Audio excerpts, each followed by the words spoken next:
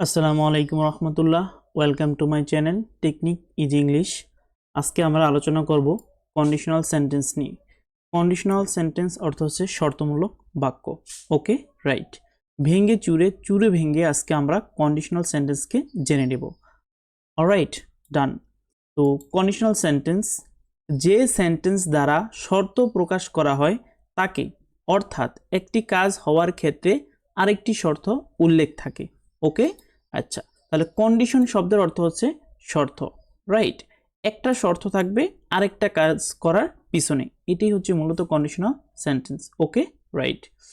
তো conditional sentence দুইটি ভাগে বিভক্ত, রাইট। কেমন সেটা হচ্ছে এটা। কন্ডিশন অর্থ শর্ত, রাইট। যেমন ইফ ইউ কাম, যদি তুমি আসো, তাহলে এখানে কি যদি তুমি আসো এটা একটা কন্ডিশন বোঝাচ্ছে। আর এটা কিন্তু একটা ফলাফল আছে, সেটা হচ্ছে এই যে আউট অফ দ্য কন্ডিশন, শর্তের ফল, আই উইল গো। তাহলে এই বাক্যে কন্ডিশন হচ্ছে এইটুকু, ইফ ইউ কাম, যদি তুমি আসো, আর শর্তের ফলাফল হচ্ছে কি আই উইল গো, আমি যাব, রাইট। সম্পূর্ণ বাক্যটা যদি আমরা এইভাবে পড়ি সেটা হচ্ছে এটা, if you come, okay, if you come, যদি তুমি আসো, আই উইল গো, আমি যাব। তাহলে এটাই হচ্ছে মূলত কন্ডিশন, একটা শর্ত থাকবে, রাইট, আরেকটা হচ্ছে ফলাফল থাকবে। অজানা কথা, ইফ, আনলেস, হ্যাড, এই শব্দগুলো দ্বারা কন্ডিশনাল সেন্টেন্স গঠিত হয়। তাহলে এই যে ইফ, ওকে, আনলেস এবং হ্যাড, এই শব্দগুলো দ্বারা কন্ডিশনাল সেন্টেন্স গঠিত হয়। আমরা তা ঠিক জেনে নিব। ওকে, রাইট। 2 নম্বর অজানা কথা, এখানে কন্ডিশনাল সেন্টেন্স মূলত কমপ্লেক্স সেন্টেন্স। তাহলে কন্ডিশনাল সেন্টেন্স মানে হচ্ছে কি কমপ্লেক্স সেন্টেন্স, রাইট। ওকে, তো আই থিঙ্ক এটা আমরা জেনে নিলাম।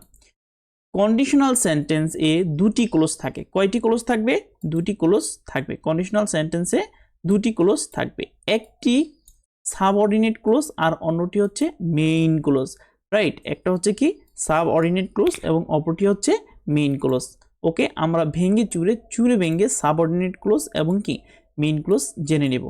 ওকে, কন্ডিশনাল সেন্টেন্স, তো এই যে এই তিনটা টপিক কন্ডিশনাল সেন্টেন্সের ক্ষেত্রে, এই তিনটা টপিক মারাত্মক ইম্পর্টেন্ট কিরকম? মারাত্মক ইম্পর্টেন্ট, রাইট। এটা জানতেই হবে। ওকে, রাইট। কন্ডিশনাল সেন্টেন্স দুই প্রকার। কত প্রকার? মূলত কন্ডিশনাল সেন্টেন্স হচ্ছে দুই প্রকার, একটা হচ্ছে রিয়েল কন্ডিশন আর একটা হচ্ছে আনরিয়েল কন্ডিশন। ওকে, রাইট। এখন প্রশ্ন হচ্ছে যে রিয়েল কন্ডিশন সেটা হচ্ছে কি বাস্তব শর্তমূলক। রিয়েল কন্ডিশন সেটা হচ্ছে বাস্তবে পাওয়া যাবে, বাস্তবে হওয়া ঘটা সম্ভব, রাইট। এই রিয়েল কন্ডিশনাল সেন্টেন্সকে দুইটি ভাগে ভাগ করছে, একটা হচ্ছে জিরো কন্ডিশনাল, ওকে, এবং অপরটি হচ্ছে ফার্স্ট কন্ডিশনাল, রাইট, ডান। নেক্সট হচ্ছে আনরিয়েল কন্ডিশন। আনরিয়েল বিষয়টি হচ্ছে কি অবাস্তব, রাইট, যেটা কখনো ঘটানো কি সম্ভব নয়, অবাস্তব একটা ঘটনা, অবাস্তব একটা শর্ত। এই আনরিয়েল কন্ডিশনাল সেন্টেন্সকে হচ্ছে দুইটি ভাগে ভাগ করা হয়েছে, রাইট। একটা হচ্ছে সেকেন্ড কন্ডিশনাল এবং অপরটি হচ্ছে third conditional. Okay, right, second conditional এবং হচ্ছে থার্ড কন্ডিশনাল। ওকে, আমরা এখানে দেখে নিলাম। এখন এর মাঝখানে আবার একটু জামালা পেকে গেছে, সেটা কি? সেটা হচ্ছে মিক্সড কন্ডিশনাল। ও আবার একটু উকি মেরে দিছে যে আমাকে একটু জানতে হবে। তাহলে মিক্সড কন্ডিশনাল মূলত কি? আমরা জানি মিক্সড, এই মিক্সড কথাটাই মানে হচ্ছে কি মিশ্রণ। ওকে, রাইট। তো আমরা এই মিক্সড কন্ডিশনাল সেন্টেন্স এটা যদি খুব ভালোভাবে জানতে চাই তাহলে আমাদেরকে অবশ্যই কি রিয়েল কন্ডিশনাল এবং আনরিয়েল কন্ডিশনাল সম্পর্কে জানতে হবে। তো এখানে বলা আছে মিক্সড কন্ডিশনাল, এই দুটি কন্ডিশনাল সেন্টেন্স এর অনিয়মিত ব্যবহার। তাহলে মিক্সড কন্ডিশনাল হচ্ছে কি রিয়েল কন্ডিশনাল এবং কি আনরিয়েল কন্ডিশনাল, এই দুটি কন্ডিশনালের অনিয়মিত ব্যবহারই হচ্ছে মিক্সড কন্ডিশনাল। এটাও আমরা পরবর্তী ক্লাসে ভেঙে চুরে ভেঙে জেনে নেব। ওকে, রাইট। তাহলে কন্ডিশনাল সেন্টেন্স সর্বমোট 4 প্রকার। তাহলে কন্ডিশনাল সেন্টেন্স সর্বমোট কত প্রকার? 4 প্রকার। একটা হচ্ছে জিরো কন্ডিশনাল, ওকে, রাইট, যেটাকে আমরা বলবো হচ্ছে কি ট্রু ফ্যাক্টস, সত্য ঘটনা। এটা হচ্ছে কি চিরন্তন সত্য, বৈজ্ঞানিক সত্য এবং এটা স্বাভাবিক একটা সত্য ঘটনা, জিরো কন্ডিশনাল। অ্যান্ড দ্বিতীয় যেটা সেটা হচ্ছে ফার্স্ট কন্ডিশনাল। কি কন্ডিশনাল? First conditional. এটা হচ্ছে কি পসিবল ফ্যাক্টস, অর্থাৎ হওয়া সম্ভব, এই পৃথিবীতে ওই শর্তটা ওই কাজটা হওয়া সম্ভব। অ্যান্ড 3 নাম্বার যেটা সেটা হচ্ছে সেকেন্ড কন্ডিশনাল, সেটা হচ্ছে কি লেস পসিবল ফ্যাক্টস। অলরাইট, মানে লেস পসিবল, পসিবল অর্থ হচ্ছে সম্ভব, লেস পসিবল অর্থ হচ্ছে কি সম্ভব, কম সম্ভব, রাইট, ওই ঘটনাটা হওয়া কি কম সম্ভব। আর এখানে ফোর্থ নাম্বার যেটা আছে সেটা হচ্ছে থার্ড কন্ডিশনাল, এটা হচ্ছে ইম্পসিবল ফ্যাক্টস, অর্থাৎ অসম্ভব একটা ঘটনা যেটা আর কি ঘটানো কখনই সম্ভব নয়, সেটি হচ্ছে ইম্পসিবল বা হচ্ছে থার্ড কন্ডিশনাল। ওকে, তো এই 4টা কন্ডিশনালকে আমরা অ্যাকচুয়ালি জেনে নিব। ওকে, কোনো সমস্যা ইনশাল্লাহ থাকবে না। তো মূল আলোচনা শুরুর পূর্বে তুলনামূলক 4টি কন্ডিশনাল সেন্টেন্স আমরা একটু জেনে নিব। ওকে, রাইট, সেটা হচ্ছে কি প্রথমে দেওয়া আছে এখানে if you stay in the sun your skin burns. Okay, right, তাহলে তুমি যদি রোদে থাকো, রাইট, ইউর স্কিন, তাহলে ইউর স্কিন কি বার্নস, পুড়ে যাবে, এটাই তো স্বাভাবিক। এটা কি একটা স্বাভাবিক একটা ঘটনা না? এটা কি হওয়া সম্ভব না? এটা কি বৈজ্ঞানিক সত্য, কিন্তু এটা অনেকটা কি বলা যায়, কারণ রোদে থাকলে স্কিন পুড়ে যাবে, এটাই তো, রাইট। তাহলে এটাকে আমরা কি বলতে পারি? এটাকে বলতে পারি আমরা জিরো কন্ডিশনাল। কি conditional? Zero conditional. Okay, next যেটা সেটা হচ্ছে এটা, if you stay in the sun, যদি তুমি রোদে থাকো, ইউর স্কিল উইল বার্ন। তো তার আগে আমি একটু কথা বলে নিচ্ছি, সেটা হচ্ছে এই যে এটা হচ্ছে আমাদের কন্ডিশনাল সেন্টেন্স। ওকে, আর এটা হচ্ছে আমাদের ফলাফল, রাইট, কন্ডিশনের ফলাফল। এই সেন্টেন্সটা হচ্ছে প্রেজেন্ট ইনডিফিনিট টেন্স, এই কন্ডিশনের ফলাফল হচ্ছে প্রেজেন্ট ইনডিফিনিট টেন্স। তাহলে দুইটাই কি present indefinite tense. Okay, right, যখন জিরো কন্ডিশনাল হবে কোনো একটা বাক্য, রাইট, কোনো একটা বাক্য বৈজ্ঞানিক সত্য, স্বাভাবিক সত্য, চিরন্তন সত্য থাকবে, তখন সেটা জিরো কন্ডিশনাল। আর এই জিরো কন্ডিশনালের ক্ষেত্রে কন্ডিশন ও হবে কি কন্ডিশনাল, যে শর্তমূলক বাক্যটা ক্লোজটা সেটা হচ্ছে প্রেজেন্ট ইনডিফিনিট টেন্স, এবং ফলাফল যেটা সেটাও কি present indefinite tense. Okay, right, next যেটা আছে সেটা হচ্ছে এটা। তো এখানে বলা আছে যে if you stay in the sun, যদি তুমি রোদে থাকো, ইউর স্কিন উইল বার্ন, তাহলে এটা কিন্তু একটা স্বাভাবিক ঘটনা যে কি তুমি রোদে থাকলে তুমি পুড়ে যাবে। ওকে, তাহলে এখানে এই যে if you stay in the sun, এটা হচ্ছে প্রেজেন্ট ইনডিফিনিট টেন্স। ওকে, আর ইউর স্কিন উইল বার্ন, তোমার স্কিন পুড়ে যাবে, এটা হচ্ছে future indefinite tense. Okay, right, এটা হচ্ছে কথা, এটা হচ্ছে future indefinite tense. Okay, next আছে if you stayed in the sun you skin would burn. তাহলে আমরা কি পেলাম? আমরা এখানে জিরো কন্ডিশনাল পেয়ে গেলাম, রাইট, ফার্স্ট কন্ডিশনাল কি পেয়ে গেলাম। ওকে, মেনে নাও, জেনে নাও। এখন আমরা আলোচনা করব হচ্ছে সেকেন্ড কন্ডিশনাল নিয়ে। তাহলে সেকেন্ড কন্ডিশনাল কি? সেটা হচ্ছে এটা, যেমন এই বাক্যে দেওয়া আছে, okay, if you stayed in the sun, যদি তুমি রোদে থাক, ইফ ইউ স্টেড, যদি তুমি রোদে কি স্টেড অবস্থান করলে, তুমি রোদে অবস্থান করলে, ইউর স্কিন উড বার্ন, তোমার চামড়া পুড়ে যেত, তাই না? রাইট, তাহলে আমি তো রোদে অবস্থান করলে পুড়ে যেত, তার মানে তো আমি কি এখন তো অবস্থান করতেছি না, যদি করতাম তাহলে কি এটা পুড়ে যেত। তাহলে এটা কি এখন কি আর এটা কি পসিবল না? তাহলে এটা কিন্তু লেস পসিবল, সেজন্য আমরা এটাকে বলতে পারি কি সেকেন্ড কন্ডিশনাল। ওকে, রাইট, তাহলে সেকেন্ড কন্ডিশনালে এই বাক্যটা, ওকে, এটা হচ্ছে if plus past indefinite tense, আর এটা হয়ে যাবে কি ইফ প্লাস, এখানে if plus past indefinite tense যদি হয়, রাইট, তাহলে এখানে হয়ে যাবে কি, এখানেও কিন্তু এটা পাস্ট ইনডিফিনিট টেন্সে হয়ে যাবে, যেমন সাবজেক্ট প্লাস তারপর কি উড অথবা কুড, রাইট, তারপর হচ্ছে মেইন ভার্ব। ওকে, ডান, মেনে নিলাম এইটুকু।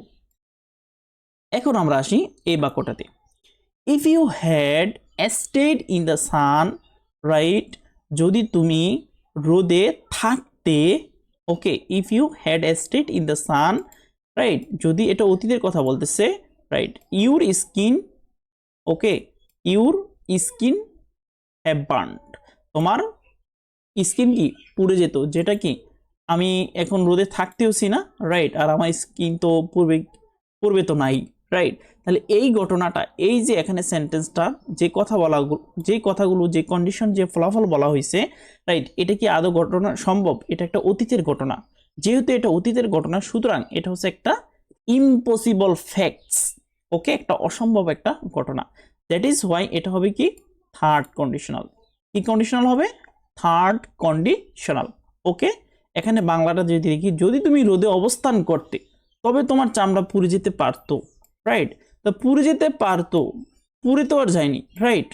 এখন প্রশ্ন হচ্ছে, তো এটা অসম্ভব, কারণ আমি রোদে অবস্থানও করতেছি না, আমার চামড়াও কি পড়তেছে না, রাইট। এটা একটা অসম্ভব, এটা একটা জাস্ট এটাই। তো এটা হচ্ছে কি, যে মূল আমরা চারটা কন্ডিশনাল সেন্টেন্স আলোচনার পূর্বে আমরা এইটুকু একটু ভালোভাবে দেখে নিলাম, ওকে, রাইট। এখন আমরা হচ্ছে জিরো কন্ডিশনাল, এটা নিয়ে বিস্তারিত আলোচনা করব, রাইট। জিরো কন্ডিশনাল মূলত স্বাভাবিক সত্য, বৈজ্ঞানিক সত্য, চিরন্তন সত্য ঘটনাকে বোঝায়, ওকে। তো এখানে if plus present indefinite tense plus present indefinite tense, এটা হচ্ছে কি জিরো কন্ডিশনাল। তাহলে এ একটা ক্লোজ, ওকে, আর এ একটা ক্লোজ, দুইটা কিন্তু ক্লোজ। তাহলে এই দুইটা ক্লোজকে আমি কি জাস্ট এই যে একটা ক্লোজ, এটাকে আমি এই কালারটা করে দিলাম, ঠিক আছে। আর এটা হচ্ছে আরেকটা ক্লোজ, ওকে, রাইট, মেনে নাও। এখন এটা যদি আমি একটু দেখি, if you stay too long in the sun, okay, এটা, ওকে, রাইট। তাহলে এটা হচ্ছে আমার ফার্স্ট ক্লোজ, যেটা হচ্ছে কি এখানে যে প্রেজেন্ট ইনডিফিনিট টেন্সে আছে, রাইট। আর ইউর স্কিন বার্নস, তোমার স্কিন কি পুড়ে যাবে। তাহলে এটা কি সত্য কথা না? অবশ্যই কি এটা একটা সত্য কথা, আমার স্কিন কি পুড়ে যাবে। তাহলে যেহেতু এটা একটা চিরন্তন সত্য কথা, একটা স্বাভাবিক একটা সত্য কথা, রাইট, সুতরাং এটাকে আমি জিরো কন্ডিশনাল বলতে পারি। কি কন্ডিশনাল? জিরো কন্ডিশনাল, ঠিক আছে। এখন আমরা আসি এই বাক্যটাতে। এখানে কি বলা আছে? ইফ ইট ইজ সামার, আচ্ছা, ইফ ইট ইজ সামার, তাহলে এটা কি, এটা হচ্ছে আমার কি শর্তমূলক বাক্য না? ইয়েস, শর্তমূলক বাক্য। ইট ফিলস হট, আচ্ছা, এখন সামারে, ওকে, তাহলে সামারে অ্যাকচুয়ালি কি পরিবেশটা কি তাপমাত্রা বৃদ্ধি পাবে, হট থাকবে, এটাই তো স্বাভাবিক, ইয়েস। তাহলে এটাও প্রেজেন্ট ইনডিফিনিট, এই ক্লোজটা, এটা হচ্ছে সাবঅর্ডিনেট ক্লোজ, এই ক্লোজটা হচ্ছে কি সাবঅর্ডিনেট ক্লোজ, ওকে, রাইট। আমি এটা একটু এনে দিচ্ছি, wait and see, okay, right. তাহলে if it is summer, right, it feels hot, তাহলে সামারে কি হবে? অ্যাকচুয়ালি হট হবে, এটাই তো স্বাভাবিক, তাই না? তাহলে এটা চিরন্তন সত্য, সেজন্য এই পাশটাও প্রেজেন্ট ইনডিফিনিট টেন্স এবং কি এই পাশটাও প্রেজেন্ট ইনডিফিনিট টেন্স। আর এটাকে আমরা কি বলবো?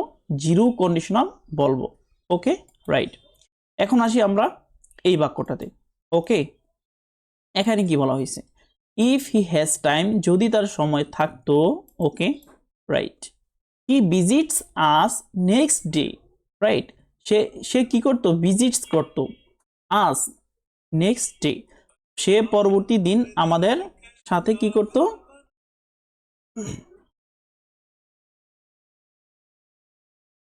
ওকে, সরি, আচ্ছা, he visits us next day, সে পরবর্তী দিন আমাদের সাথে দেখা করবে।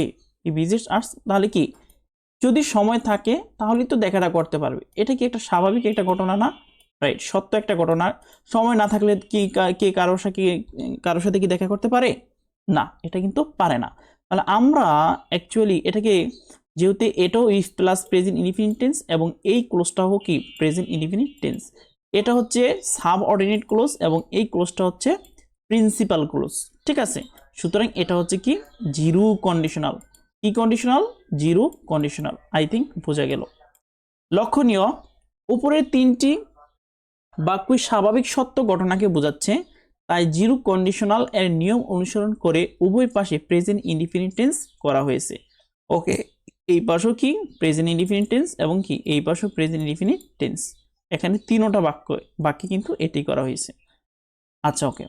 তো এখন আমরা আলোচনা করব ফার্স্ট কন্ডিশনাল নিয়ে, ওকে, রাইট। যেমন if plus present indefinite tense, okay, E plus present indefinite tense, এটুকু মেনে নাও।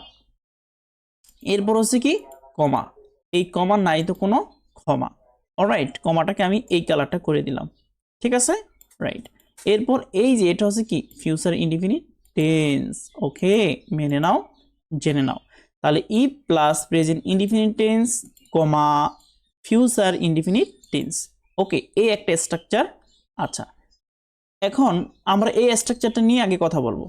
তাহলে এখানে কি if, if plus present indefinite tense, সেটা হচ্ছে কি এই যে এইটুকু, ক্লিয়ার, এইটুকু কি if plus present indefinite tense না? ইয়েস। তাহলে এটা কি if she reads, if she reads the book, যদি সে বইটি পড়ে, ওকে, পড়ে, তাহলে এটা কি কমা না?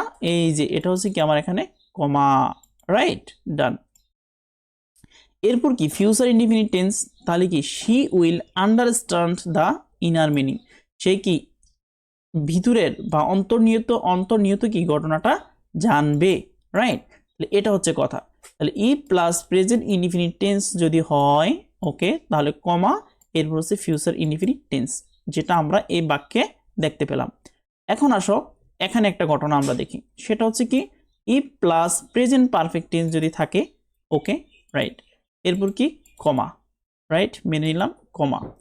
নেক্সট এখানে কি আছে ফিউচার ইনডিফিনিট টেন্স, ওকে, তাহলে এটা হয়ে যাবে ফিউচার ইনডিফিনিট টেন্স, ওকে। তো দেখি আমরা এখানে এই বাক্যটাকে যদি আমি নিয়ে আসি, ওকে,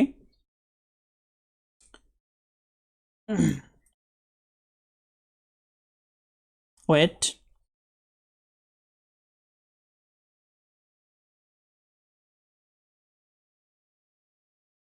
ওকে,